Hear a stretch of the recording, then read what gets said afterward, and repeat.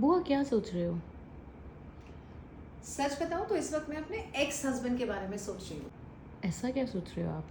मैं ये सोच रही हूँ सोनिया कि किस तरह की लाइफ होती है ना।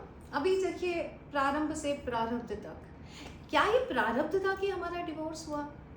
क्योंकि एक ही व्यक्ति होता है जिससे आपकी दोस्ती होती है, इसका मतलब वो व्यक्ति अच्छा लग रहा है। उसी से प्यार होता है, इसका मतलब व्यक्ति अच्छा लग रहा है। उसके साथ शादी की, मतलब सोच समझ के की, एक बच्ची हुई 7 साल की, और अचानक वो व्यक्ति छोड़ के चला जाता है और दुश्मन बन जाता है। और हमने बहुत अच्छे से दुश्मनी निभाई है।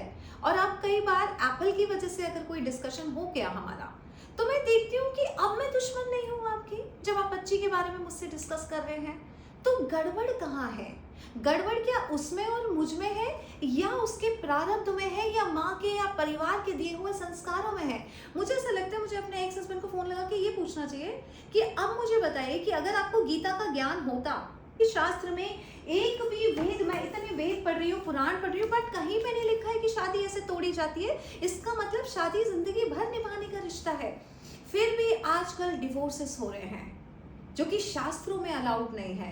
तो क्यों हो रहे? शायद संस्कारों में कमी रह गई। अगर हमने बचपन से बच्चों को गीता पढ़ा दी होती जो ये कहता है कि एक्सेप्ट कर लो, अगर हमने शिव पुराण पढ़ा दिया होता जो शिव से सीख सकते हैं कि हस्तक्षेप मत करो। माना कि मेरे हस्बैंड को हो सकता है ये पसंद ना हो कि मैं खाना नहीं बनाती, लेकिन अगर उन्हें शिव का ज्ञान होता तो हस्तक्षेप नहीं करते, वो शायद एक्सेप्टेंस ले आते कि ठीक है ये ऐसी ही है, इसकी यही यात्रा है। जैसे कि मैं हमेशा बोलती हूँ, प्रारंभ से प्रारब्ध तक हमारी खुद के प्रारब्ध की यात्रा होती है। ऐसे में एक्सेप्टेंस आ जाता है। और आज के जो पति पत्नी झगड़ रहे हैं रोज, एक्सेप्टेंस नहीं है कि ये क्यों कर रही हो, वो क्यों कर रही हो। मुझे ऐसा लगता है हमारे माता पिता को हर बच्चे को बचपन से संस्कार देना चाहिए। इसीलिए ब्रह्मचर्य आश्रम 25 सालों का होता है कि बचपन से उसको पढ़ाई करवा दी जाए, गीता पढ़ा दी जाए, शिव पुराण पढ़ा दिया जाए, वेद पढ़ा दिया जाए, शास्त्र बता दिया जाए कि शास्त्र में शादी 7 जन्मों का बंधन होता है, 7 दिनों और 7 महीनों और 7 सालों का नहीं होता। तो मुझे ऐसा लगता है कि पहले संस्कार डालिए, बाद उसके संस्कार में अपने बच्चों को डालिए। मैं लेकर आ रही हूँ सतयुग की बातें,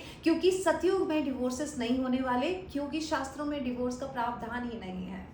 तो मुझे ऐसा लगता है कि आप लोग एक बार आए, अगर आपकी शादी होने वाली है या आपके बच्चों की शादी होने वाली है, या आप माता पिता हैं, किस तरह के संस्कार अपने बच्चों में डालना चाहते हैं या डालना चाहिए, जो कि बहुत जरूरी है, जिससे ऐसे शादियां ना टूटे, परिवार ना बिगड़े। तो मैं लेकर आ रही हूँ संस्कारों से सत्यों की बातें, 23 जून को 5 PM। कई रिश्ते बहुत सुंदर है, उनके क्या संस्कार है, किन संस्कारों की वजह से परिवार हंसते खिलखिलाते हैं, बहुत सारी चीजें बताने वाली हूँ। आयुषी से बात कर लीजिए 8433558905 पे, और बहुत अच्छा हंसता खेलता परिवार बनाइए, और जो शास्त्र में उल्लेखित नहीं है जैसे कि डिवोर्स मत करिए।